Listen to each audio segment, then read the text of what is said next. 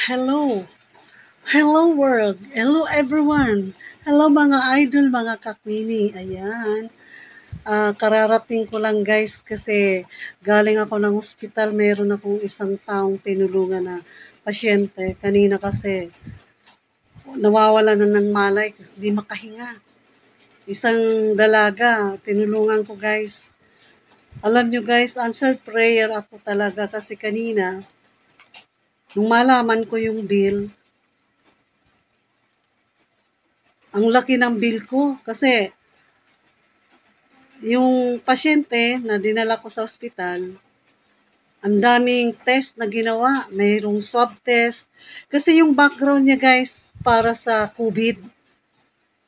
Pero alam nyo guys, answered prayer talaga. Yung pasyente, wala naman palang sakit sa COVID. Yung pala isang acid lang. Kaya guys, ingat-ingat lang po kayo na huwag magkakakain ng mga, tsaka yung magpapalipas gutom.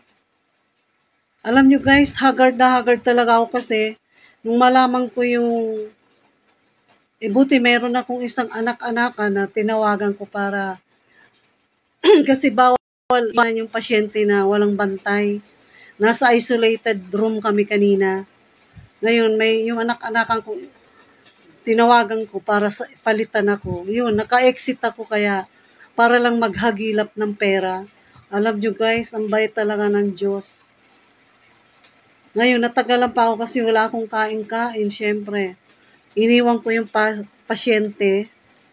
Tapos, iniwan ko lang. Nag-exit lang ako. Ayaw ko payagan ng doktor na umalis. Kasi bawal daw iwanan yung pasyente. Na naka-oxygen siya eh. Oxygen. Ayun guys, tapos ang ginawa ko nung dumating na yung may kinausap ako na anak-anakan ko na kung pwede palitan muna ako.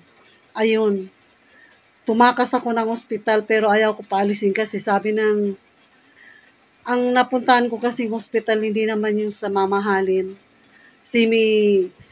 Semi-private kasi yun eh. Pero alam nyo guys, ang hirap pala na pag meron kang isang taong tutulungan na wala kang budget, napakahirap. Alam nyo guys, nung umuwi ako kasi, para lang din ako kumain, nagutom na talaga ako. Nangihina na ako sa gutom. Siyempre, nabigla ako na ras-ras yung lakad. Kasi bumagsak na yung pasyente. Ginawa ko, tinaksi ko na. Buti na lang, hindi naman kalayuan yung hospital. At mura lang yung taxi ko, 100 pesos lang. May sukli pa mga 10, 15 pesos. Binigay ko na rin sa taxi driver kasi syempre parang pampalubag-loob na niras ako ng taxi. Ras na kasi hindi na makahinga yung pasyente ko eh. Alam nyo guys, nung naka-exit ako para umuwi, para din maghagilap ako ng budget, siyempre naniniguro na ako, baka mamaya i-release yung pasyente na. Tama-tama yung nagpalit sa akin, kinausap ko na kung pwede, dahil sabi sa akin, ang last na examen ng pasyente ko, x-ray. Ngayon, biglang mga later on, mga 9 o'clock na kanina, mga 9 p.m., chinat ako ng hospital na ang result ng para sa COVID bukas. Ngayon, marami siyang examen. Sa madaling salita, ang na-detect pala sa kanya, acid. Tumaas na talaga ng husto. Kaya pala hindi siya makahinga. Kaya guys, ingat lang talaga. Bawal talaga magpagutom. Kasi itong dalaga na to, tamad kumain. Ngayon, ang ginawa ko, pag uwi ko, biglang nag-chat sa akin yung nagpalit sa akin sa bantay sa pasyente ko na dinala.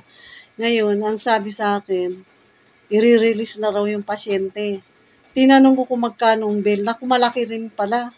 Kasi siyempre yung mga laboratory, yung sa COVID na test. Alam nyo guys, maluha-luha talaga ako kung saan ako kukuha ng pera. Ngayon dati, pag may pera ako, Pag may lalapit sa akin, hindi na nagdadalawang isip na papahiram ko. Ngayon na ako mangangailangan para dito sa dinala kong pasyente, wala akong matakbuhan.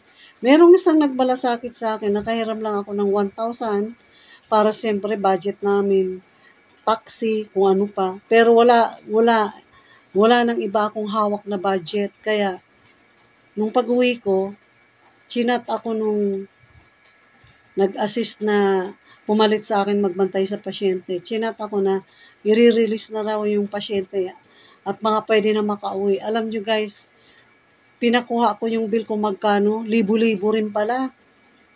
Ngayon, hindi ako makaalis-alis pa sa tirahan ko kasi wala akong hawak na pera. Halos tumutulo ang luha ko kasi sabi ko, paano ko ilalabas yung pasyente?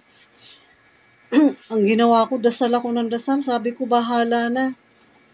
Sabi ko, pag ayaw ako payagan na mag-promissory note, iiwan ko yung bracelet ko. Kahit pa paano, mayroon akong bracelet at saka sing-sing. Sabi ko, yun ang igagarantor ko sa promissory note. Alam nyo guys, answered prayer ako. Pagdating ko sa hospital, na nandun ako para lapitan ko yung hawak na nila yung billing.